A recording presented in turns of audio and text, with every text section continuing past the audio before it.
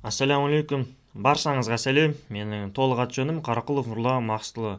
Бүгін сіздерді оқи кезет жобасымен және өзіммен таныстырып өтпекшімін. Жобаның пайда болуына түрткі болған өзек себеп ол қазақша IT контенттің аз болуы.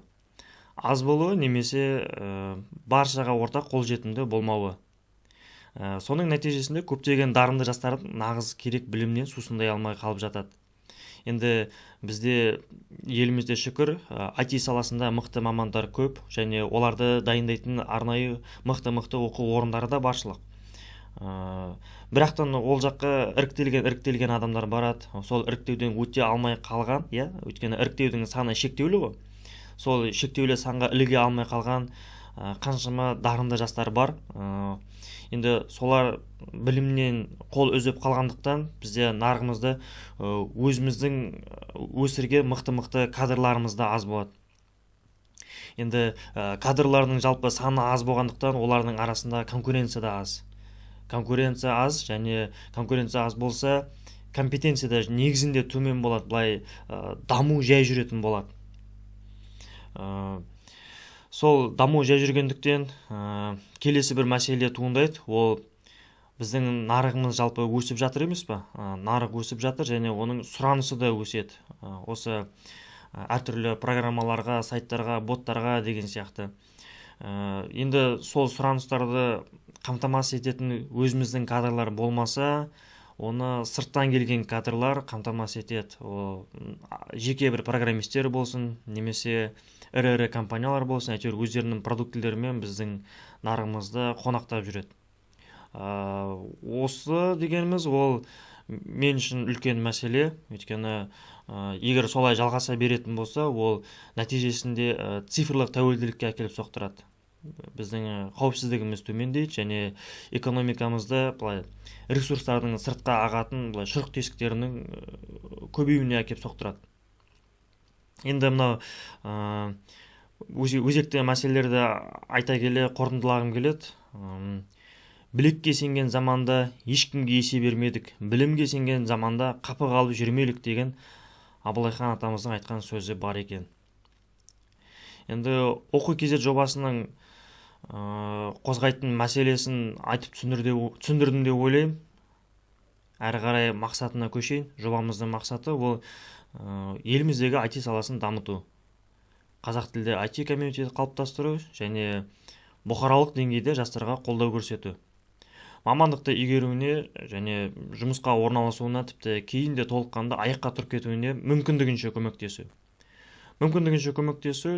Демек біз оқытуға, үйретуге қандай да бір уәделер бере аламыз, қолдан келгенше соны жасаймыз. Ал бірақ именно жұмысқа тұру ол нарыққа байланысты нәрсе. Сол себепті ол жағдайға байланысты болатын нәрсе.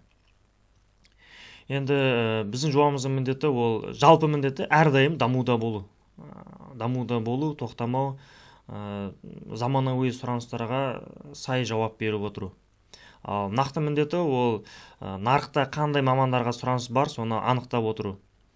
Және соған сай курстар құру, жастарды осы курстарға қызықтыру, тарту, қатыстыру және сол курстардың бағаларының басым көпшілікке тиімді болуын қадағалап отыру өзімізге қатысты. Енді сонымен қатар комьюнитидің қалыптасуына себебін тигізетін әртүрлі іс-шараларды жүргізіп отыру. Мысалға ол хакатон, әртүрлі олимпиадалар, буткемптер және осы салада еңбек сіңірген әртүрлі тұлғалармен кездесулер ұйымдастыру.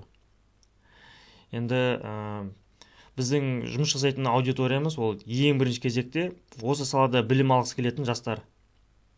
Әсіресе еліне пайдалы болғысы келетін, көзінде оты бар, үйренгісі, оқысы кеп тұратын, қателіктен қорықпай алға ұмтылатын және жалпы осы білім алу жолында табандылықпен өзін көрсеткісі келетін жастарды көргіміз келеді. Екінші кезекте осы жастарға жол сілтей алатын, сұрақтарына жауап бере алатын әртүрлі деңгейдегі аға буын. Аға дегенде жалпы жасқа қарамайды енді. Қазақта сөз бар ғой, қой асығы демеңдер, қолыңа жақса сақа тұт, жасы кіші демеңдер, ақыл асса аға тұт дегендей. Соңғы уақытта байқап жатырмыз, жастардың да скиллдері мықты, өте жоғары, бізді екі орайды соларға да жүгінетін боламыз. Енді қуанышымызға орай мықты әртүрлі мамандар бұлай өз уақыттарын қиып кейбір сұрақтарға жауап беруге дайын екенін білдіріп жатыр. Осы кісілерді біздің аудиториямыздың үлкен бөлігі. Және үшінші кезекте ол әртүрлі қолдау көрсете алатын қазақ IT-ның жанашырлары. Ол ең қарапайым жылы лебізін білдірушілермен басталып, сын айтушылар, конструктивная критика деймі. Сондай критика айта алатын адамдар, кеңес берушілер, және де ақшалай да донатпен көмек көрсетушілер. Жобамыз туралы қысқаша айтсам осы, кейбір айтылмай қалған пункттер бар, оларды кейінге қалдыра салдым. Жақсы, келесі видеода енді өзім туралы айтпақшымын.